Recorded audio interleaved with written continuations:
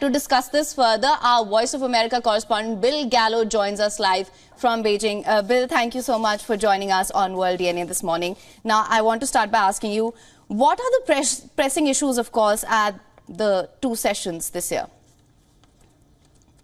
Well, the big issue, honestly, is the economy for China. And there's many ways to look at that, frankly, because there's been a wave of bad news about the Chinese economy that has come out for many years now. I mean, the main issue here in China is the real estate market. Prices are so low, there are tens of millions of empty housing units across the country, and that's sort of having ripple effects throughout the rest of the economy. It's affecting all kinds of things, like the stock market, like domestic consumption. People aren't spending as much.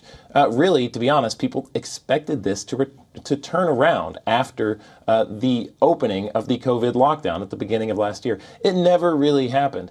And so sort of the big thing to watch here this week is what China will do in relation to the economy. The other aspect here, of course, is foreign investor confidence.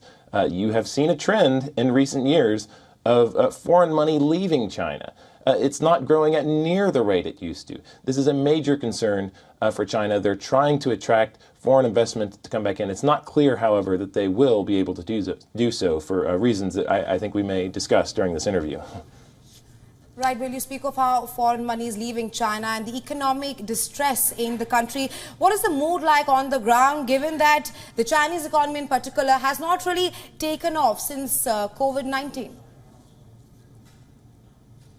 Yeah, I mean, these events, the two sessions that are going to happen this week, the mood is always very upbeat because it's a very highly choreographed event. I mean, this is not really a parliament in any sense of the word like would happen in many other countries. This is basically, many media outlets call it a rubber stamp parliament. They basically endorse decisions already made by the Communist Party. So what you'll see in the official interactions this week in statements, I assume, will be quite upbeat and controlled. However, they're bringing people in from many different parts of China.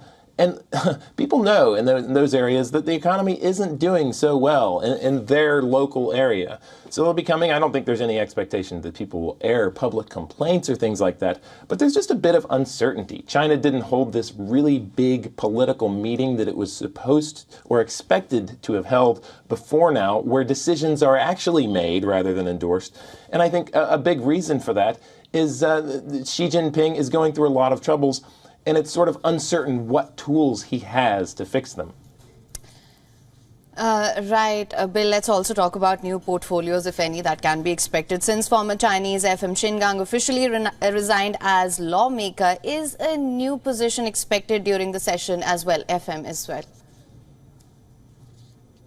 It's not clear. I think we may get more word on that today as far as the agenda. Last year, these two sessions were heavily focused on personnel replacements and personnel appointments. This year, it won't be as heavy as a focus on personnel. However, as you have mentioned, the former Foreign Minister Qin Gang is sort of a big question here. He's not really discussed all that much in state media anymore. He sort of disappeared. Although recently we did hear that he was resigned from sort of a NPC, a parliamentary position, which suggests that perhaps he's not in as much trouble as had been rumored.